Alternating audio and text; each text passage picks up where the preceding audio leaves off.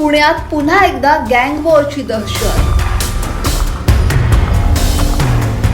वनराज आंदेकरच्या खुनानंतर आंदेकर टोळी सुडानं पेटल्याचं चित्र समोर आलंय। एकामागून एक 3 खुनी हल्ले, दोघांचा मृत्यू तर 1 जण मृत्यूशी झुंज देतोय।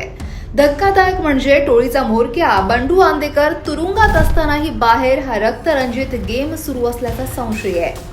त्यामुळे पुणे पोलिसांनी आता थेट कारागृह प्रशासनालाच पत्र लिहून आंदेकर टोळीला जेलमध्येच लॉकडाऊन करण्याची मागणी केली आहे। पाहुयात पेटलेल्या आंदेकर टोळीच्या दहशतीचा हा स्पेशल रिपोर्ट। आंदेकर टोळीचा म्होरक्या सूर्यकांत उर्फ बंडू आंदेकर याचा मुलगा वनराज आंदेकरचा नाना पेठेत खून झाला आणि याच खुनाचा बदला घेण्यासाठी आंदेकर टोळीनं शहरात रक्तपात सुरू केल्याची चर्चा सुरू आहे। पुण्यात मागच्या वर्षभरात घडलेल्या 3 खुनी हल्ल्यांमुळे शहर हादरलंय। या हल्ल्यांमध्ये दोघांचा खून झालाय तर 1 जण गंभीर जखमी अवस्थेत मृत्यूशी झुंज देतोय। विशेष म्हणजे हे हल्ले इतर कुणावरही नाहीत तर ते वनराज आंदेकरच्या खून प्रकरणातील आरोपींच्या नातेवाईकांवर होत आहेत। आयुष कोमकर, गणेश काळे आणि अक्षय म्हस्के ही 3 नावं सध्या पुण्यातील गँग वॉरच्या केंद्रस्थानी आली आहेत।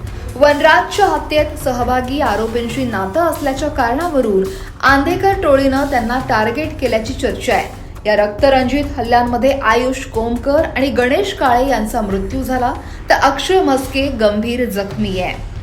धक्कादायक बाब म्हणजे आयुष कोमकर खुनानंतर बंडू आंदेकर आणि टोळीला पोलिसांनी अटक केली आहे। बंडू आंदेकर सध्या धुळे कारागृहात बंद आहे तर त्याचा मुलगा कृष्ण आंदेकर नंदुरबार जेलमध्ये आहे। दोघांवर खून, खंडणी आणि संघटित गुन्हेगारीसारखे गंभीर गुन्हे दाखल आहेत। त्याच्यावर मकोका अंतर्गत कारवाई सुद्धा करण्यात आली आहे। मात्र टोळीचे म्होरके जेलमध्ये असतानाही बाहेर खुनी हल्ले सुरू असल्यानं पुणे पोलिसांची झोप उडाली आहे। त्यामुळेच आता पुणे पोलीस ऍक्शन मोडवर आले आहेत। पुणे पोलिसांनी कारागृह प्रशासनाला पत्र पाठवलंय आणि आंदेकर टोळीच्या सदस्यांना जेलमध्येच लॉकडाऊन करण्याची मागणी केली आहे। म्हणजेच टोळीतील गुंडांचा बाहेरील संपर्क पूर्णपणे तोडण्याचा प्रयत्न सुरू झालाय। बरोबर आहे, ते आंदेकर टोळी याचे मोठ्या संख्येने त्यांचे जे क्रिमिनल्स आहेत त्यांच्यावर वेगवेगळे MCOC अंतर्गत त्यांना जेलमध्ये ठेवण्यात आलेली आहे। लेकिन हे खरी गोष्टी आहे की आत्ताची नुकतीची घटना घडलेली आहे 307 अटेम्प्ट टू मर्डरची, त्यामध्ये पण या टोळी मुख्य कॉन्स्पिरेटर होता। आम्ही कोर्ट्सला आणि संबंधित जेल प्रशासनासोबत आमची कोऑर्डिनेशन सुरू आहे। आम्ही त्यांना रिक्वेस्ट करत आहे की यांना आयसोलेशन सेलमध्ये जेलमध्ये ठेवावी। यांचे जे टेलिफोनची सुविधा आहे, लँडलाईन जे जेलमध्ये सुविधा असते ते त्यांच्यासाठी विथड्रॉ करण्यात यावी।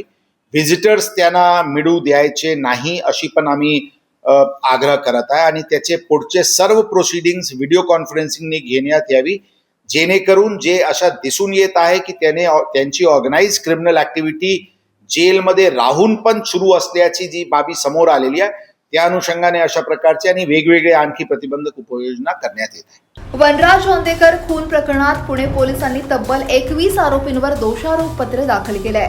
मात्र त्याच वेळी शहरात सुरू झालेल्या या सुडाच्या रक्तरंजित खेळामुळे पुणेकरांमध्ये भीतीचं वातावरण आहे। आता पोलिसांच्या या लॉकडाऊन प्लॅन नंतर आंदेकर टोळी शांत होणार का, शहरातील रक्तपात थांबणार का, याकडे संपूर्ण पुण्याचं लक्ष लागलंय। पुण्यातील गँग वॉर पुन्हा एकदा उफाळून आल्यानं कायदा सुव्यवस्थेचं मोठं आव्हान हे पोलिसांसमोर उभं ठाकलंय। त्यामुळं आता आंदेकर टोळीवर पोलिसांचा हा जेल लॉकडाऊन फॉर्म्युला किती प्रभावी ठरतो हे येणारा काळच ठरवणार आहे। पुण्याहून किरण शिंदेंसह ब्युरो रिपोर्ट, लोकमत.com।